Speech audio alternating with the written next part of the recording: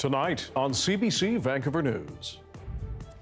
I'm much less satisfied to think that the problem has not been solved. It's simply been moved. CBC News learns two Abbotsford companies with a history of illegal dumping are owned by the same person, and both are in trouble for recent environmental violations. Plus, as more wildfire evacuees are allowed to return home on Vancouver Island, some wonder whether the province ought to rethink how it provides accommodations. And when there's a campfire, it's not just one ticket per campfire, it's anybody using or being around the fire. Conservation officers hand out dozens of tickets worth tens of thousands of dollars for violating campfire bans in BC. This is CBC Vancouver News.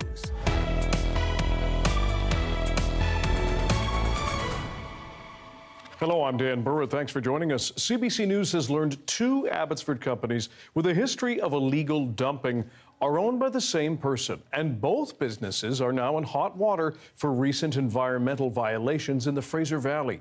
As John Hernandez reports, critics say punishments levied by the province have done little to stop that pollution.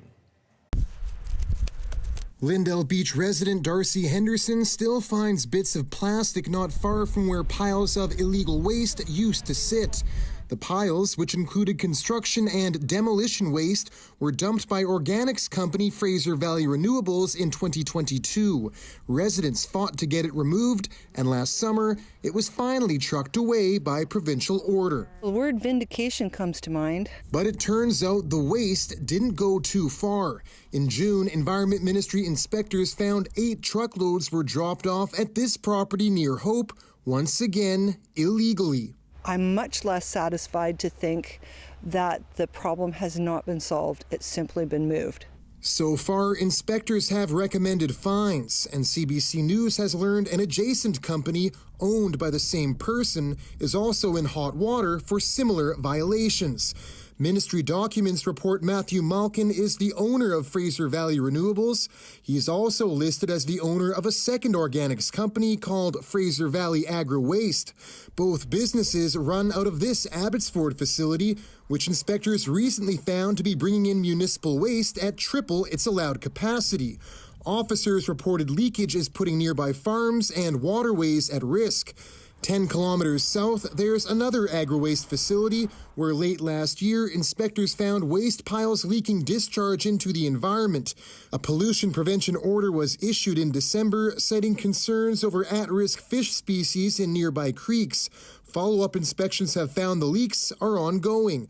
The DFO is also investigating. The concern is protecting our environment and keeping people safe. This district official says there needs to be stiffer fines and better oversight when it comes to tracking waste. Our thoughts are that the ministry does need to have sort of a source-to-site long-term plan to remedy the situation, identifying actual places where this material can go to be dumped. The legislation is gray at best. The industry is young and also dark. The ministry says it's aware of the violations and will keep up inspections. Meanwhile, CBC News has reached out to Matthew Malkin and his companies, but hasn't heard back. To date, the province has fined them $17,000 in total, but more penalties could be on the way. John Hernandez, CBC News, Abbotsford. Police in Victoria are asking for your help in connection with vandalism against a synagogue over the weekend. On Saturday, where police were called to the congregation Emmanuel on Blanchard Street after someone reported finding anti-Semitic graffiti on the 162-year-old synagogue. Crews promptly removed it. The synagogue's rabbi, though, says that vandalism has left an indelible mark. Obviously, this is going to do nothing for bringing any kind of peace to, Palestine and Israel. Yet at the same time, it was really a message of real hate. Anyone with information about the vandalism is asked to contact police.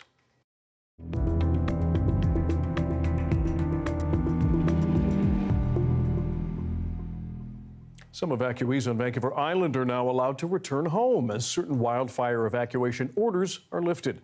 Still, others are raising the alarm on the system of evacuation orders and how those displaced can find places to stay. Claire Palmer has that story. On Wesley Ridge, the fire rages on, with hundreds of properties on evacuation order. Many residents are stepping up to make space, like Coombs Country Campground, who offered free dry camping to those in need. We're a community-owned business, owned and operated family business, and we just wanted to support the community. Popplewell says, however, only one person has taken them up on their offer. They were connected through the evacuee center in Qualicum, but others say the province could do more to source accommodations for those who have been displaced. So whether that be fire, flood, or other emergency situations, hotels go into the system, into the back end, and they input their live availability and rates, and then emergency services would use the tool to then identify rooms that are suited to the particular evacuees. The Ministry of Emergency Management and Climate Readiness had established a pilot program for situations like this, but it was discontinued after its allotted funding ran out in June. We really have tried our best to provide a solution to government, but just haven't seen the interest or appetite to look at managing evacuees, housing evacuees at a mass level. The Minister of Emergency Management and Climate Readiness addressed the project in a press conference. We, in the meantime, have changed our supports for people to include a direct $200 e-transfer so that people can choose the accommodations that suit them best. We saw in the 2024 wildfire season that about 2/3 of people opted for the $200 amount, that it met their needs better.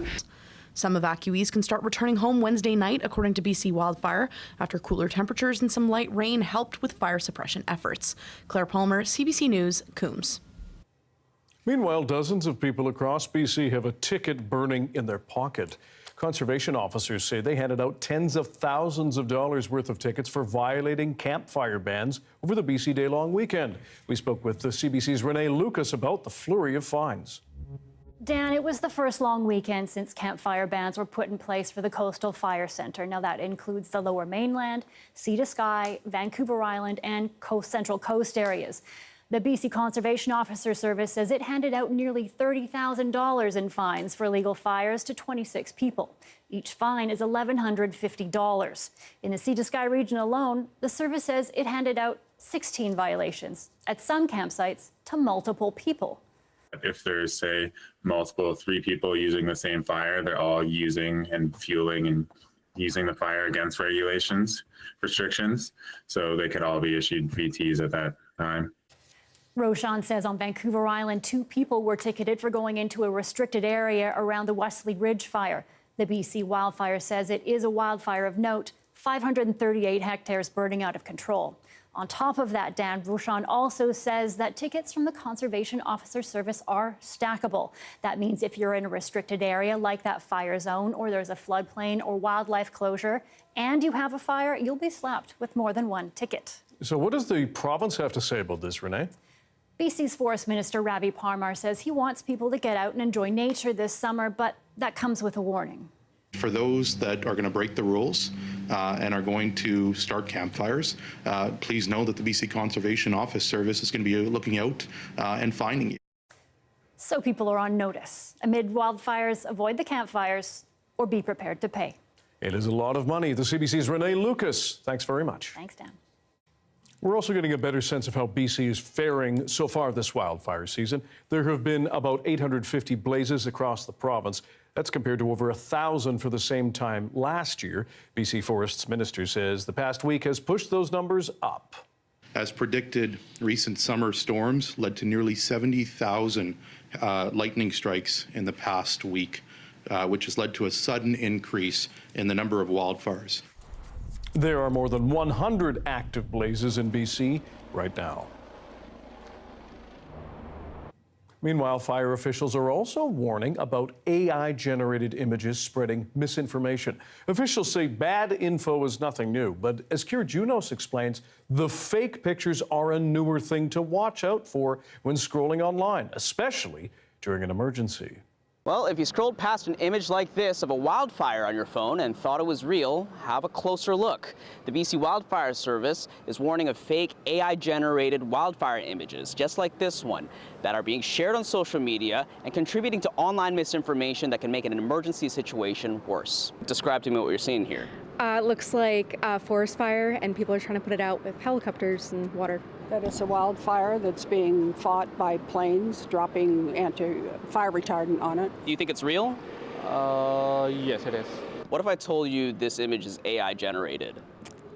I'd probably believe that. In a way, it surprised me, like it's very real. The Wildfire Service says it has recently seen a rise in AI-generated wildfire images. It shared these images on a social media post on Tuesday, both of which were shared by other users and inaccurately portraying fire situations. The biggest concern here is that, you're dealing with a situation that is already stressful as people are trying to make critical decisions about their safety, their homes, their families. AI researcher Mohammed Abdul-Majid says it's mostly free AI apps being used to create these fake images, but more advanced tech will soon become more freely available to the public and make it harder to tell what's real. Did it seem real to you?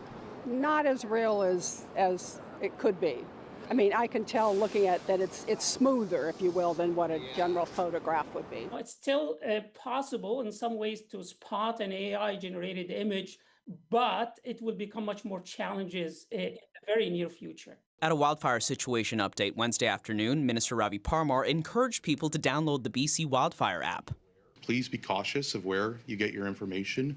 Be aware of AI-generated content. And if you want to know where you can get the best information, the most up-to-date information, the BC Wildfire app is the place to go. Hundreds of people are out of their homes in BC because of wildfires burning across the province, with over 100 active blazes as of Wednesday morning. Keir Juno, CBC News, Vancouver. Let's go to meteorologist Johanna Wagstaff with a first look at the weather. Bit frustrating, especially during an emergency. Absolutely. When every second counts, Dan, and the last thing you want to be doing in a life-threatening situation is trying to figure out if the source is correct. As a meteorologist, I've been looking through altered pictures when it comes to everything from tsunamis to flooding to tornadoes for quite some time, but AI has really changed the game on that. Speaking of severe weather, we've had rounds of storms roll across the province through the day.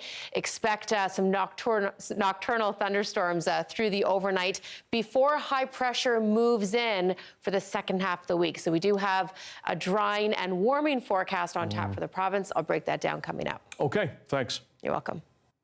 Still with fire, direct fatalities are most commonly reported during a destructive wildfire, but those reports don't often capture the full image.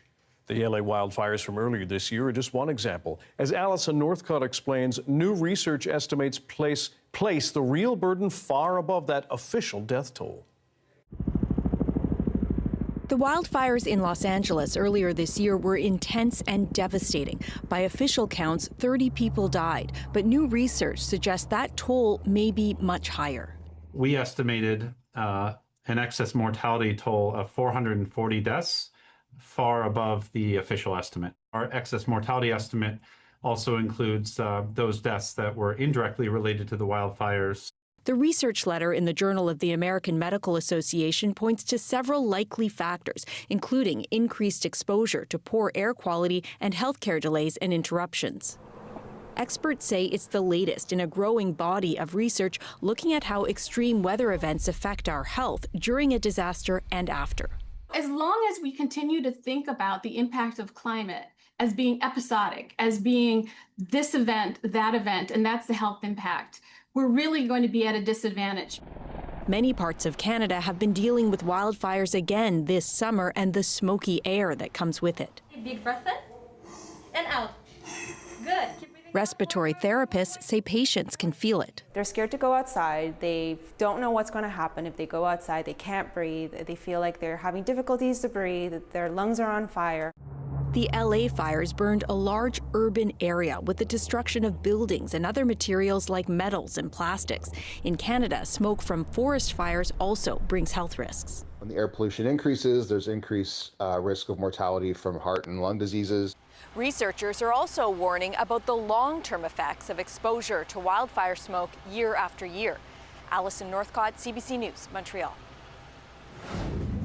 Concerns about future turbulence. Flight attendants at Air Canada are now threatening job action. What their demands are and what passengers are saying and why they are after this.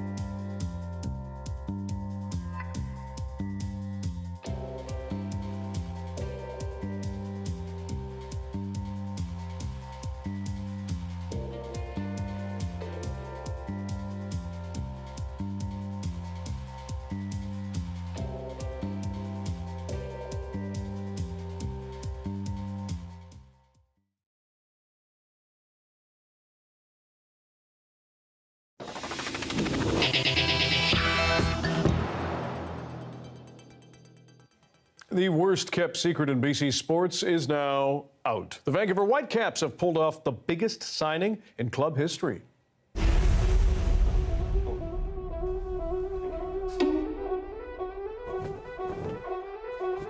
That's beautiful. Whitecaps, let's make history. Yes, German superstar Thomas Müller is joining the Caps after a massive career with Bayern Munich and helping Germany win the Men's World Cup in 2014. The 35-year-old attacking midfielder is signed for the remainder of the 2025 MLS season with an option for next season. The Caps are 1 point away from the top of the Western Conference. Müller is scheduled to arrive in Vancouver next week. He joins the Caps as the team is up for sale and looks for a new home stadium. Fire crews in Prince George are looking into a blaze at an industrial cleaning business from Tuesday night. It shut down Highway 97 for several hours and took 19 firefighters to tackle. Big events like this take several days. We're still managing hotspots and extinguishing fire, and that has to be completely extinguished before any investigation can be conducted here. Ordinary constructed buildings like this inherently have void spaces, and it creates some challenges from firefighting perspectives. Burley says the fire at Spotless Uniform and Linen caused extensive damage to the building and an estimated loss of almost $2 million. No injuries have been reported. It's not yet clear what sparked the blaze. BC's Hatzel First Nation says it is disappointed in a Supreme Court ruling. That decision allows the owners of the Mount Polley mine to raise the height of their tailings dam in the interior. As Marcella Bernardo reports, it is the same mine site that spilled millions of liters of waste and water into the environment 11 years ago. Imperial Metals CEO Brian Kynock is pleased the judge ruled in favor of increasing the dam's height by 4 meters. And he's eager to move forward with the project, which harvests copper and gold near Likely, BC. It's been 11 years since a similar tailings dam at the mine collapsed, spilling 25 million cubic meters of water and debris into nearby waterways. The Hatzel First Nation challenged the expansion, claiming no meaningful consultation was done before the province approved it, and expressing concern about the environmental risks. A judge dismissed their bid to halt the expansion, saying the province has done its due diligence and the expansion does not significantly impact the environmental footprint of the mine. Kynock says in the years since, much work has been done to improve safety at the mine to prevent future disaster. The Hatzels say they are now exploring their options for next steps. Marcella Bernardo, CBC News, Kamloops. Thousands of Air Canada flight attendants may go on strike later this month. As Pinky Wong reports, the Air Canada component of CUPE says attendants' wages have not kept up with inflation. More than 10,000 Air Canada flight attendants have voted to strike later this month if the new agreement isn't met with the airline company. The Flight Attendants Union says after months of negotiation on a new contract, no agreement has been reached on key issues like wages, work rules, and unpaid hours. So anytime the flight is in motion, we are paid. But if we're sitting at the gate with the door open, or we arrive at the gate and we're waiting to deplane, that's unpaid. Like Air Canada Rouge flight attendant could be required to operate a 14-hour duty day, but they would only be paid, say, 7 hours if the flight was 7 hours or less. He says 99.7% of members voted in favor of the strike action.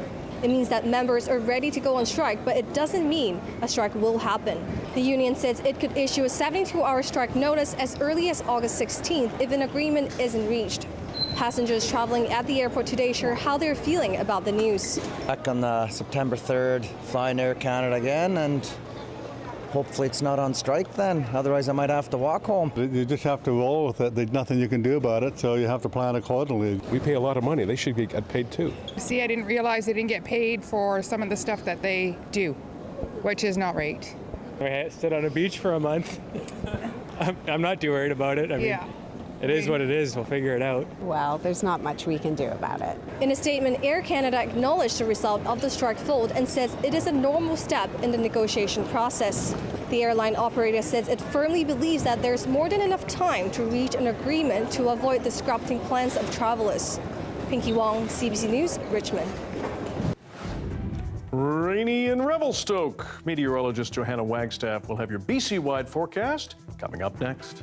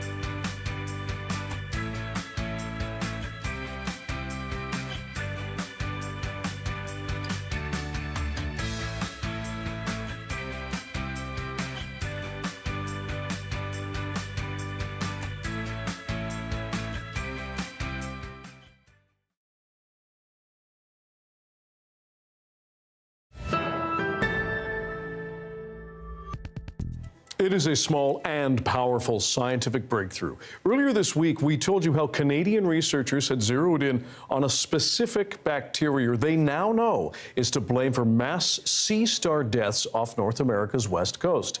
That bacteria is from the same family that causes cholera in humans. For more, we're joined by Ashley Kidd, Conservation Program Manager with Sunflower Star Lab in California and a fellow Canadian. Ashley, thank you for joining us. Your lab has been researching sunflower or sea star die-offs for quite some time. What was that feeling when you heard that the researchers had uncovered the cause?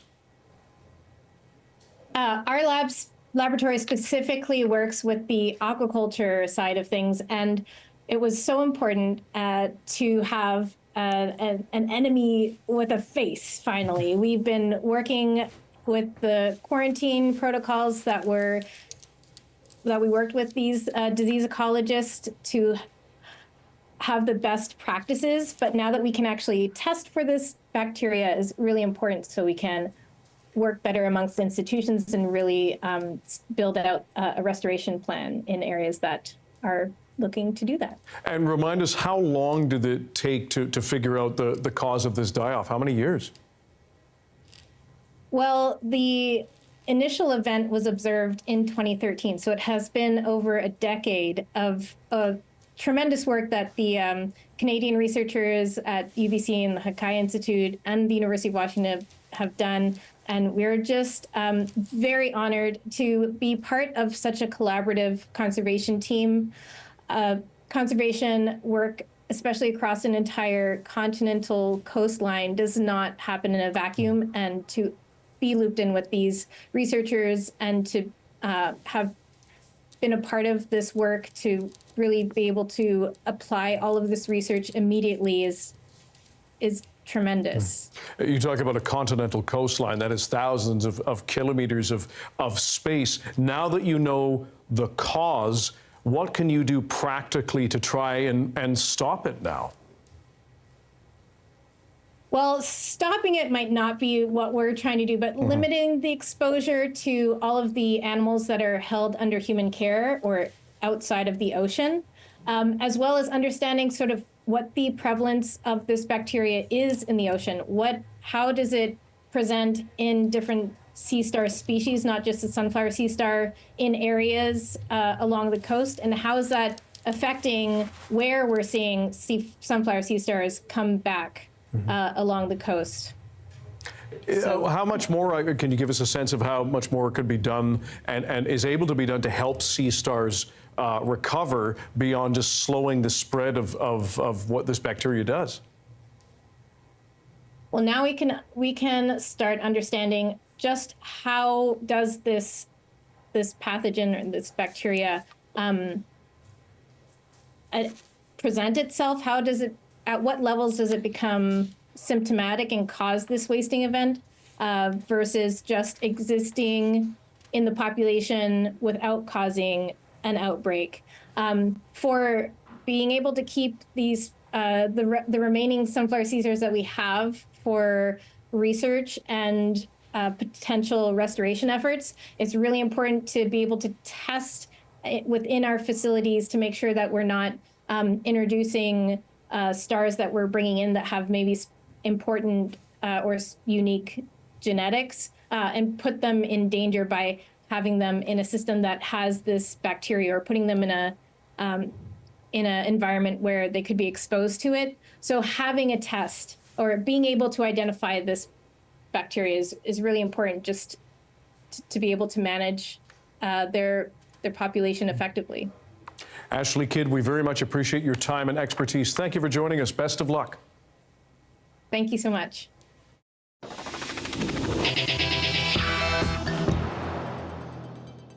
Prime Minister Mark Carney held virtual meetings today with his cabinet and provincial premiers.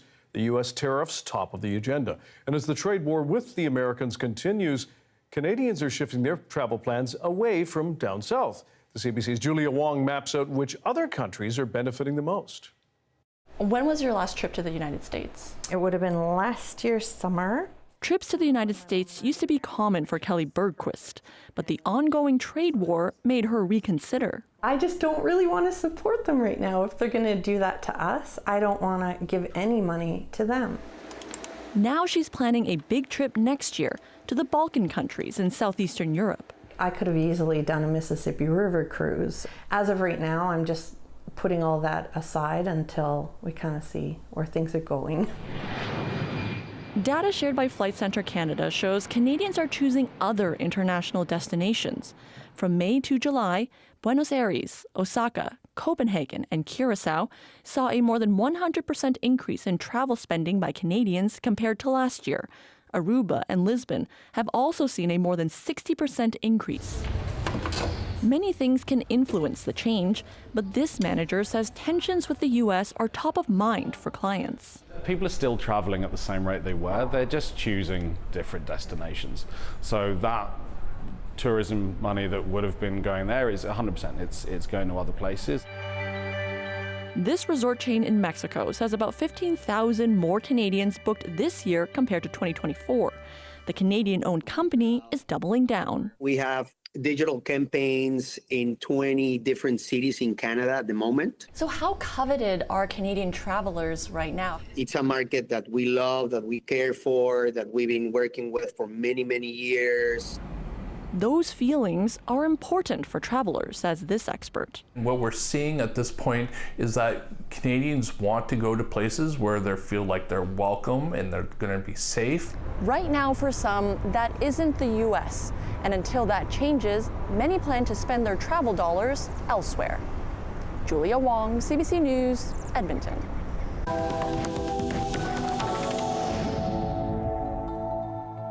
Israeli Prime Minister Benjamin Netanyahu's government is expected to approve a plan on Thursday for a full military takeover of Gaza. The United Nations calls Netanyahu's plan deeply alarming. It says such a move would put both Palestinians and the Israeli hostages still held by Hamas in further danger.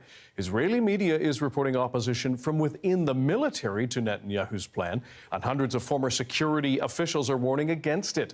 Israel has been facing mounting global pressure to end its nearly 2-year war in Gaza, where experts say a famine is now unfolding.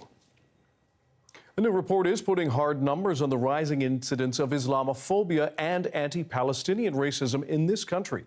Rafi Boudjikanian has the details and the calls for change and action by the federal government. Since October 2023, Muslims in Canada say the hate has only gotten worse. We've seen a culture of swift demonization. Nadia Hassan's new report documents dozens of Islamophobic and anti-Palestinian incidents in the last 2 years. What is deeply painful for many of the people that we consulted for this report is the erasure of the horrific realities of Palestinians in Gaza and the silencing of those who seek to exercise their most basic democratic rights. Some say they felt that firsthand. This man protesting the war in Gaza does not want to reveal his name. He says he's been a target of campaigns the report warns about. We were at the mall, and I have a little sticker in the back of my car that says, Free Palestine, with a little kufiye, and it was reported online with my license plate number. The report has recommendations for decision makers. It says all levels of government in Canada should recognize and adopt a definition of anti-Palestinian racism and recognize May 15 as Nakba Day. For Palestinians, the date commemorates the exile of hundreds of thousands of their own from Israel in 1948. The affirmation of Palestinian identity and culture is a critical component, I think, of addressing the issues. Israel contests the assertion that Palestinians were driven out and marks its Independence Day the day before Nakba. Asked what it thinks of the recommendations, the Center for Israel and Jewish Affairs told CBC News in a statement it urges Ottawa to increase support for security of vulnerable community institutions and criminalize the glorification of terrorism. The federal government has not responded to our questions about the report's recommendations, but the woman they appointed to combat Islamophobia says she will be in discussions with them. Rafi Boudjikanian, CBC News, Ottawa. The Kremlin says talks held today with the U.S. were, quote, useful and constructive. American envoy Steve Witkoff met with Vladimir Putin for about 3 hours on a ceasefire in Russia's war on Ukraine. The visit came 2 days before the expiry of an August 8th deadline set by U.S. President Donald Trump for Russia to agree to a truce or face new sanctions. It's Witkoff's 5th visit to Moscow this year. In northern India, flash flooding has killed at least 4 people and left many others trapped under debris in some Himalayan villages. Dozens of other people are still missing. Rescuers made a makeshift zip line over raging waters to bring people to safety. Floodwaters were triggered by intense rainfall in a narrow mountainous area, sweeping away homes, roads, and markets. Some crews were left to move rocks and mud with their bare hands in a hunt for survivors. Emergency officials report at least 190 rescues so far in the region. Cities around the world marked 80 years since the United States dropped an atomic bomb on Hiroshima, Japan. Tens of thousands of people were killed instantly. It was the first and so far only time nuclear weapons were used in war. As Chris Reyes reports, the anniversary comes amid worries over rising nuclear threats. A city still grieving the horrors of nuclear war 80 years later. Together, Hiroshima marked the exact minute the atomic bomb was dropped, unleashing a destruction never before seen. More than 130,000 people were killed, more than 60,000 instantly. Devastating injuries still linger. We must not repeat the tragedy, says the Japanese Prime Minister. The bomb was exploded. And a grave warning from a survivor of Nagasaki, where a second bomb was dropped 3 days after Hiroshima. The entire human race is on the brink of nuclear war. At this gathering, renewed calls for a world free of nuclear weapons. We really want countries to uphold their commitment to stop stockpiling nuclear weapons and to sign up to the Global Ban Treaty. The message of Hiroshima comes at a time of conflict and tensions between nuclear powers. The question, how to prevent further escalation. How do we make sure that additional states don't see nuclear weapons as the only way to ensure their security? But I think that also needs to be balanced against the reality of the threats. In recent weeks, Russia and the U.S., the world's 2 biggest nuclear powers, have exchanged veiled threats over the use of nuclear weapons. Even with messages of peace everywhere in Hiroshima, this resident worries that Japan is surrounded by 3 nuclear-powered countries. Kozo Morien says, "I think it's necessary for us to strengthen our defense capabilities." On a day full of reminders of nuclear destruction, a world grapples with how to prevent another disaster. Chris Reyes, CBC News, London. Wildfires across Canada from coast to coast, sparked by heat, storms, and dry weather. We're going to focus on the drought concerns next.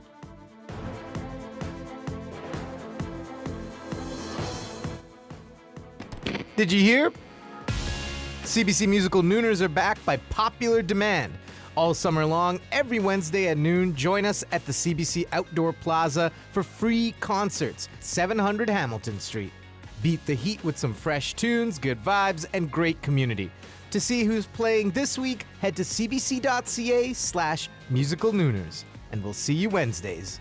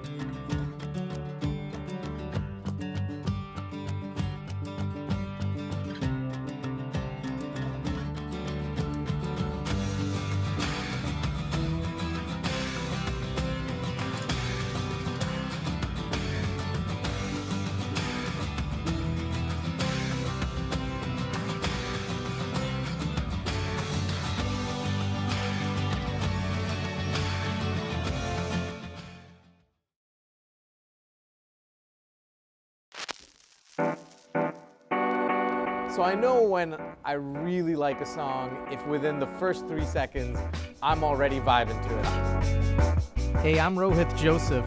Vibin' is the new show all about discovering great new songs and fresh artists from across BC and beyond.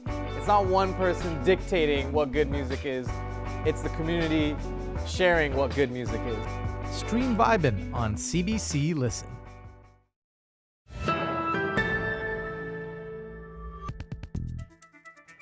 Drier than normal conditions are affecting much of this country, including BC, with wildfires burning from coast to coast. But as Lisa Shing explains, the drought conditions are also raising other concerns. With our drought conditions, you can see they've stopped flowering, they're no longer really producing, and they're just starting to burn up.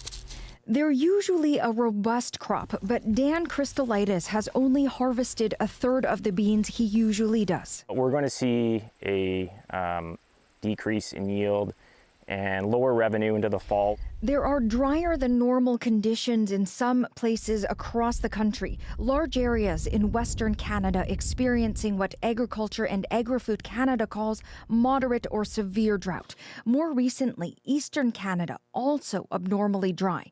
Many places getting roughly half of the rain that's expected. Everybody is in the deficit situation with regards to moisture. But what's making it particularly worse is the fact that it's been so hot. When it is hot, you need more precipitation, not less, to balance things out. These conditions prompting Nova Scotia to ban hiking, camping, fishing in wooded areas, an attempt to stop what happened 2 years ago when wildfires destroyed more than 200 homes. These restrictions mean that some people will need to change their plans and routines.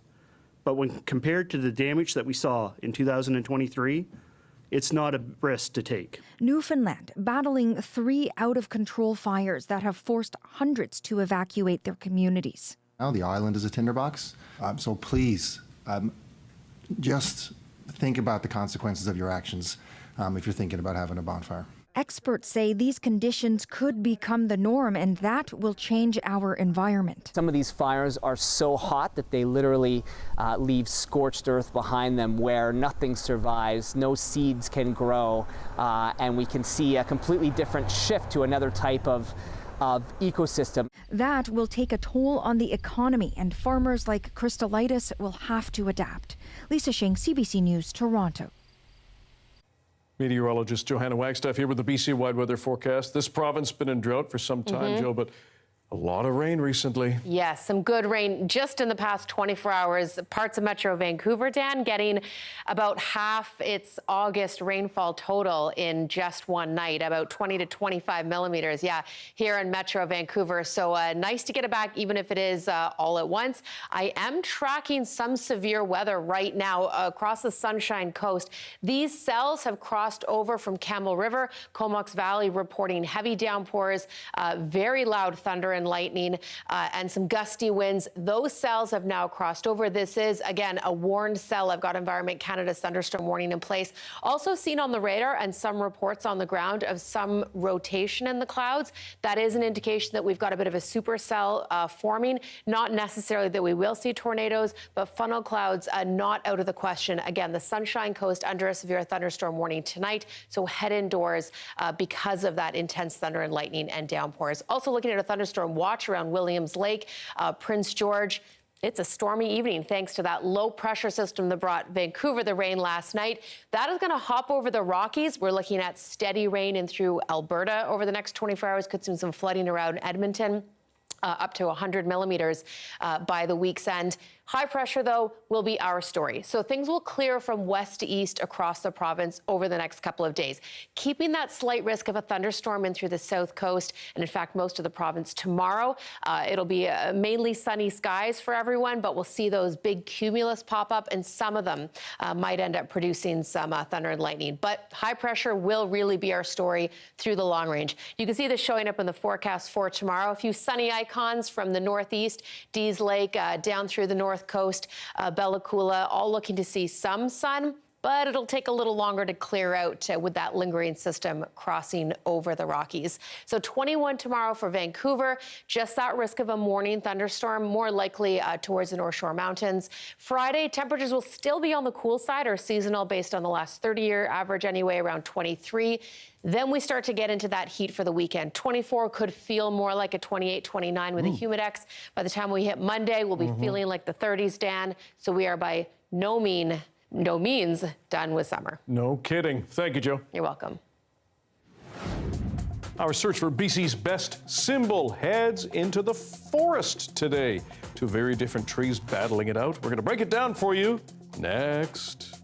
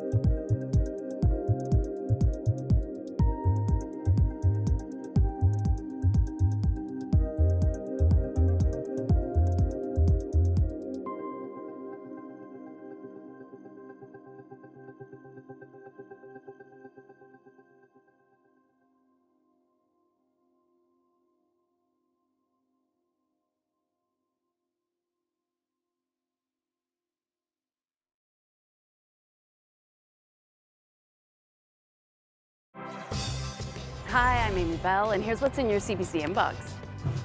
CBC Musical Nooners are the best summer lunch break. Soak up the sun and good vibes with free concerts Wednesdays at noon until August 20th.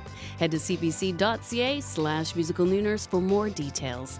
And the search for BC's best symbol is heating up. This week, it's the quarterfinal round as we hunt for the best icon to represent British Columbia. Be sure to vote at cbc.ca/bestsymbolbc.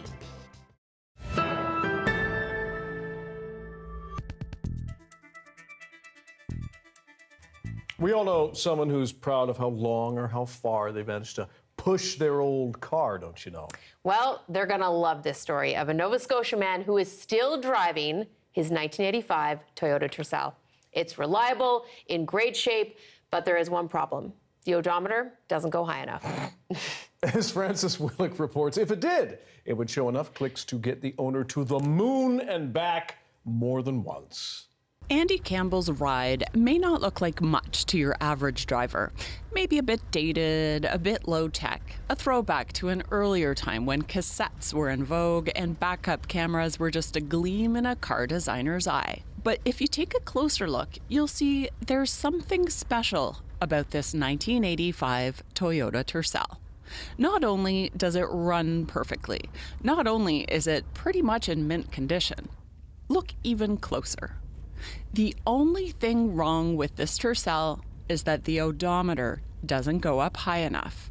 It says 253,000 kilometers, but it's missing a 1, as in 1 million. This car has more than 1.25 million kilometers. So I am looking for the next million, but geez, I don't know if I'm going to live long enough. Don't believe him? He's got proof, and he carries it with him wherever he goes. There's one of all of the 9s and the 0s, right? See, the 1.6 kilometer. Brand new car, man, 1 kilometer on it, right? Campbell bought the car in Halifax for $2,500 around 1990. Over the years, he stashed away enough spare parts to try to keep it going for 1 million more. Except for the front end alignment, he does all the maintenance himself. Almost everything has been replaced or repaired. Campbell says the body is probably the only original part left, and that's had work done on it too. Campbell says although the 85 Tercel has seen a lot of road, he mostly just takes it around the Maritimes or sometimes to Newfoundland. But he does have a backup vehicle just in case. Would you like to see my new car?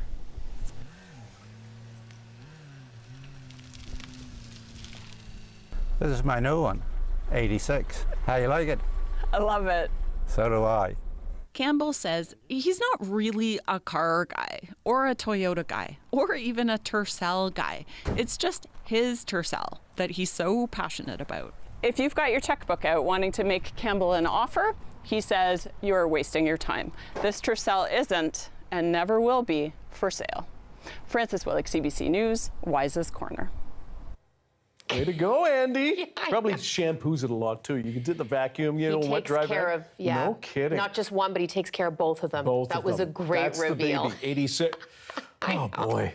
Nicely done, Andy. Okay, yesterday, the Orca booked its place in the semifinal, taking out the beloved Spirit Bear as CBC continues its search for BC's best symbol. Today, the battle is between 2 trees. The dogwood, a flowering beauty, takes on the mighty red cedar, that towering giant. Our bracket master, Justin McElroy, breaks it all down.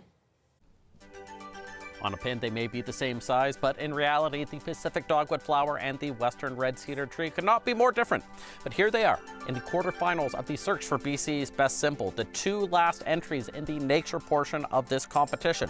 Only one moving forward. So how did they get here? The Pacific dogwood flower defeated the salalberry, defeated the mountaintop, and defeated the gold nugget to get to this point. Meanwhile, the red cedar defeated 2 trees, the arbutus and the Douglas fir, before beating Okanagan cherries in the round of 16. But now they're up against each other, big versus little. Up to you to decide, but we took the streets to ask British Columbians what they thought would move on. Which one best represents BC to you? Red cedar. You just think of BC when you think of cedar trees. Yeah, you see them everywhere. Oh wow, that's a tough one. I quite like the flowers. It's all over the place. We see them all the time. Definitely the red cedar. Okay. To me, for sure. I feel like I just see them everywhere. I believe that the red cedar is a year-round tree, right? It doesn't shed its leaves.